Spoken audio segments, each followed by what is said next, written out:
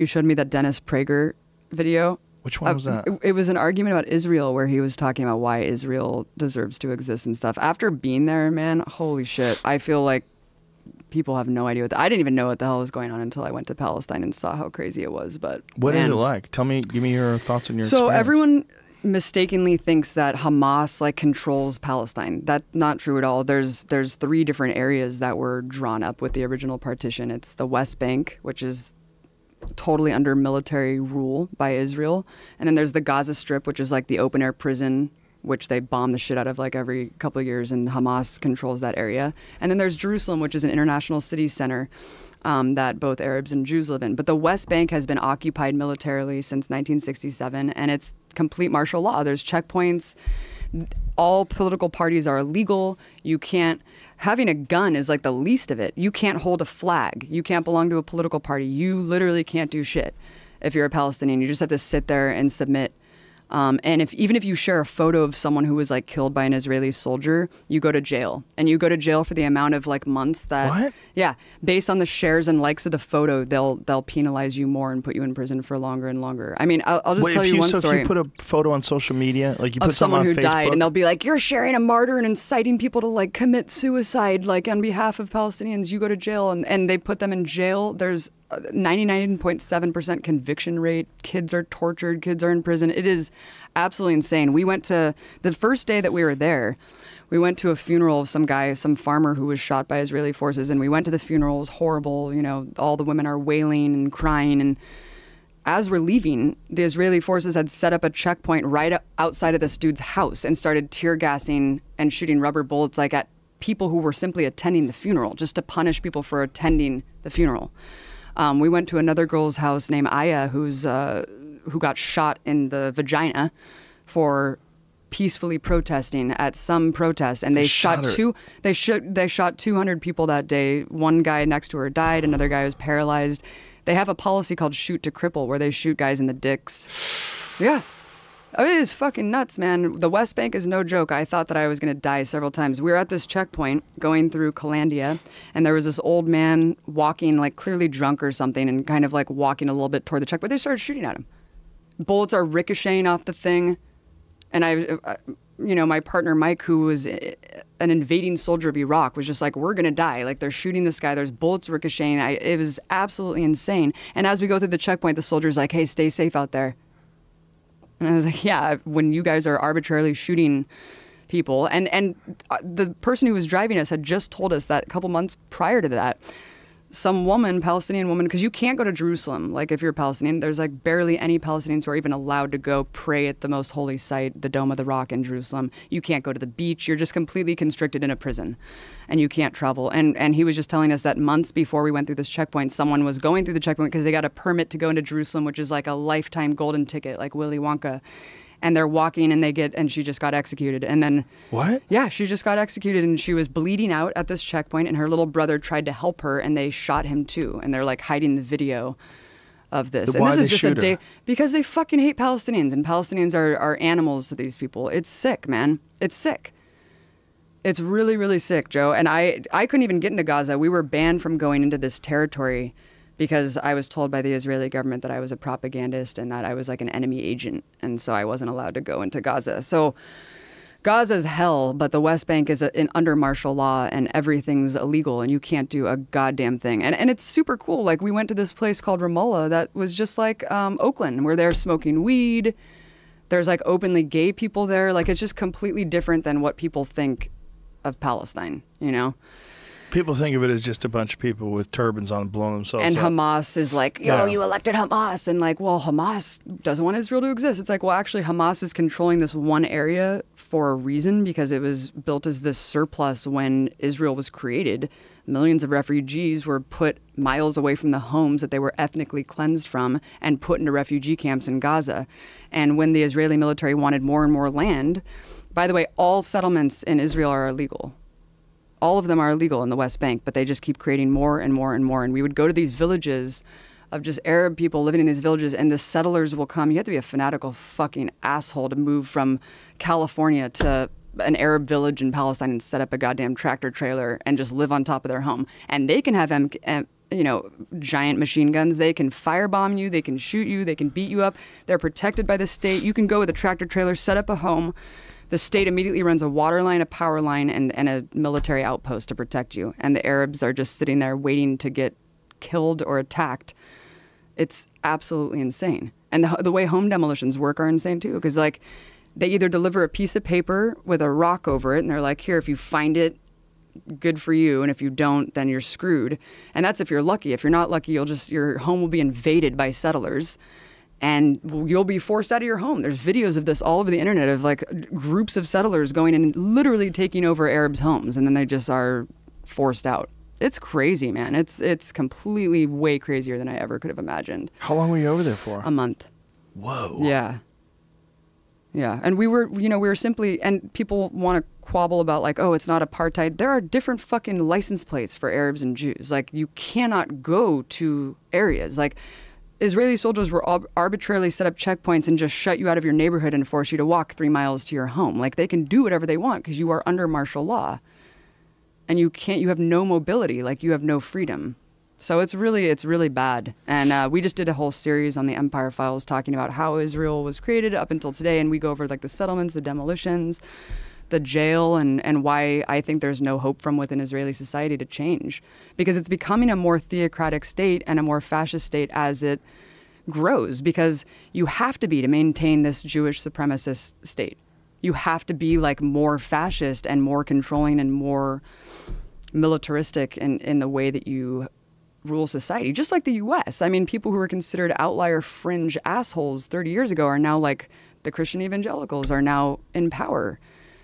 It's really, really crazy. I mean, it's not the same because Israel is a white nationalist, like ethno-supremacist state. And you see the way that they treat Ethiopians and African refugees, and it becomes obvious that even if you're a Jew and you're black, you still are a second-class citizen there. Have you interviewed anybody that's pro-Israel? I interviewed a lot of Israelis. And what did you... I interviewed a lot of Israelis. It seems like a lot of Israelis... Well, think about this. In order to really reject the notion, like it's like rejecting being an American. It's like such a hard thing for people to really accept. So there's a huge mobilization within Israel, people who are opposed to the military, who talk openly about how awful the occupation is, how brutal it is, how they, all the crimes they committed.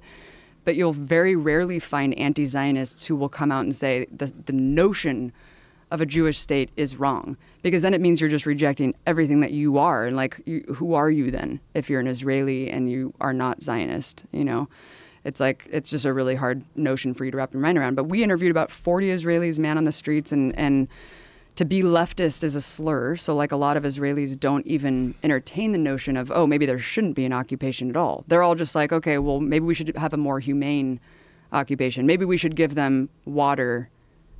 Like maybe they should have their own water supply. When you're saying occupation, you mean occupation of Palestine or occupation of Israel itself, the West Bank? So the West Bank has been militarily occupied since 1967. So when Israel was created in 1948, there were those 3 partitioned areas that I talked about. And ever since that happened, Israel has just continued to take over more and more land in the West Bank. So these settlements just keep growing and growing and growing and growing. And so, over time, there was like mass resistances that happened. And then in 1967, Israel was like, we're just going to do a large scale invasion and try to take over all the land. And then they just stayed and occupied this area. And they just have been there ever since. And so that's like the huge international crime. When the international community is like, by the way, these settlements are illegal and we're like condemning you at the UN, and the US just vetoes it every time because the US is just like boys with Israel unconditionally. It's sick, man. And they just signed that $10 billion aid package, giving it to Israel for the next 10 years. Actually, I think it was $30 billion over the next 10 years, which is crazy because this would never be able to happen if it weren't just completely supported by the US. And why is it supported by the US? I don't know. I think that the U.S. loves using Israel as a military garrison. They love using that strategic point in the Middle East to have. And also, someone was shedding some light. This Israeli soldier that I interviewed who's amazing, his name's Iran Afranti, and he was telling me that the military aid package that we just signed with Israel, it may look like just a gift to Israel. We're like, here's $30 billion. But he said, really, what it was doing, Israel has been like its own arms dealer. It actually is one of the number one weapons dealers in the world now. It actually did like this huge deal with India. And so the U.S. felt threatened right? Because we're the military might. And so we kind of locked in Israel with this giant package, and we're like, you have to buy U.S. armaments through this. Like, so if you accept this $30 billion aid deal, you have to go through our military like weapons to buy if you want this money. So that's what this guy was saying. He said it's actually a gift to us that we're locking down like our control over this country. But honestly, it's becoming so unpopular. Obama had a big feud with Netanyahu. I mean, Trump is disgusting because Jared Kushner is personally invested in illegal settlements, and he like is boys with Netanyahu. Invested financially? Yeah, the Kushner Foundation, like his family's actual foundation, has funded illegal settlements. But if you fund some charity in Gaza, you will go to jail for supporting terrorism. But you can go fund illegal settlements and sponsor settlers to go and live on top of Arab villages, and that's fine. I guess that's freedom. Do you think that most people just aren't aware? Yes. I didn't even know. I had no idea how crazy it was. And you've been pretty vocally pro-Palestinian for a while. Yeah. I remember you had a piece that you were criticized about on your show where you were furious about. Oh my God, yeah. And people are just, it's so confusing and convoluted on purpose because it really relies on Israel being the victim and for people not really understanding that Palestinians are not all terrorists and that it's really just a case of being occupied and like getting freedom. So it's really tough, man. But a lot of these Israelis want? They just want to push the Palestinians completely out? And where do they want them to go? They want them, they don't care as long as they're gone. As long as they're gone. I mean, here's an example of how crazy it is. Elor Azaria is a soldier there. You know, in the U.S., when police kill black people and we have rallies, like Black Lives Matter, people have rallies in support of these people who get killed. In Israel, they have mass rallies, 10,000, 20,000 people strong in Tel Aviv. If a soldier executes an unarmed Palestinian man and gets a slap on the wrist, like this guy Elor Azaria executed an unarmed Palestinian, it was on video. It's a horrific video. And because there was this international uproar about it, Israel had to put him on house arrest. The Israeli government put him on house arrest. And that was enough for like a mass mobilization of tens of thousands of people to come out and protest the fact that he was getting even reprimanded, a slap on the wrist to get house arrest. Is this video available Absolutely. online? And they're chanting death to Arabs. There's tens of thousands of people. What's it called? What's the name of the video? Look up Dan Cohen and David Sheen. They do amazing journalism. They were living. David Sheen is Israeli. He's been there and he documents these crazy rallies, these fascist fucking rallies that no one else has shown. And until I saw people chanting death to the videographers because they hate when you even film like what's going on there, death to the leftists, it's really scary, man. It's just a completely different society. Here it is. Here it is. Okay, let's play it. Nuts. It's a long video. Is it? Look at that. What is that? It's just the two of them. The broskies, yeah. Go forward to, yeah, like, see, it's just like crazy. We are being criticized all over the world as if they are righteous. They kill for less than that. The United States is the worst. They bomb hospitals. So she's basically saying, how dare you criticize us when you guys do this shit, which is good point. Not just in war. Police in the U.S. shoot blacks and it's okay. Because of the whole circus, the world would say that Israeli army are really murderers. We gave them an official license to call us murderers. Instead of covering it up and dealing with it ourselves, why make so much noise? Whoa, instead she's pro-covering it up. Once a soldier understands that he can be charged with manslaughter, next time he'll think twice, and that hesitation is likely to cost soldiers' lives. Go to the rally part. Wow, this is an interesting... Oh, here we go. Our brother Elor. So everyone's cheering on the soldier. We're certain you're now sitting in an open jail in an army base in the center of the country, watching TV.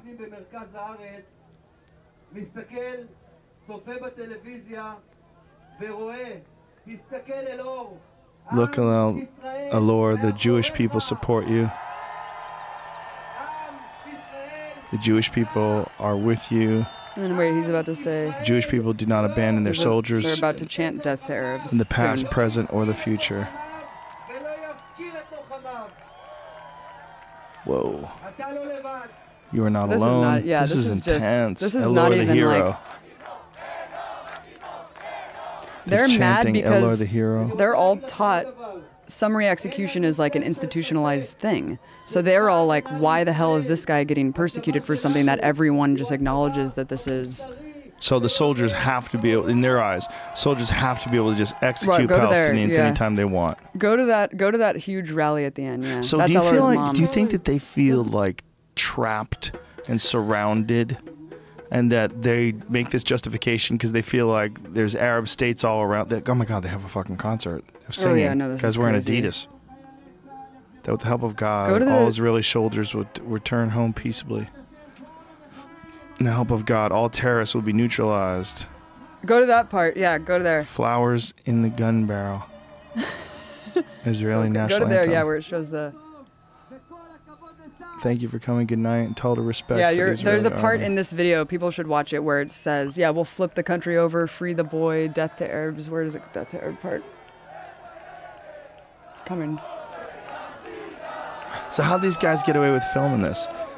Elor, the king of Israel, lives. Nazi, the tag of B'Tselem. Yeah, it's really... They bring the terrorists.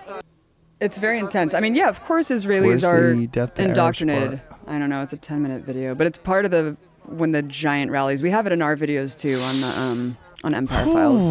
Yeah, it's really... Wow, we didn't want to vote ultra right. The square is full. The square is full. Oh, because he's saying that the establishment makes it seem like an Arab is a son of a whore, a Jew is a soul. Whoa. This is dark. Friends ask you here. Yeah, he's like embarrassed. They don't want this on film. We only came to embrace and love the army and the soldiers. Whoa. He's trying to change it. And the football club. Yep. Is anybody here from Jerusalem? He's like, no. This isn't about killing Arabs. We're about celebrating the army. Anyway, there's some really crazy stuff. Like my friend David was attacked. Listen to that terrible music. Oh, God.